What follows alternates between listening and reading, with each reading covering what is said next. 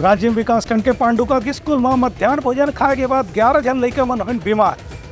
स्थानीय स्वास्थ्य केंद्र में इलाज के बाद सबको लड़का मरा खतरा ले बाहर बताएगी। राजीव क्षेत्र के अंतर्गत पांडुका गांव के शासकीय कन्यापुर माध्यमिक शाला गायत्री मंदिर में मध्याह्न भोजन खाए के बाद 11 लड़का मन बीमार पड़ रही हैं। खाना खाए के बाद ये बच्चा मन पहले तो चक्कर आए की शिकायत हुई, तब स्कूल के शिक्षक मन नहीं समझ पाई, लेकिन जब कुछ बच्चा मन उल्टे हुए की शिकायत हुई, पेट दर्द की भी शिकायत हुई, तो शिक्षक मन आनंद फानंद में सभी बच्चा मन पांडुका की उप स्वास्थ्य केंद्र में भर्ती कराई है।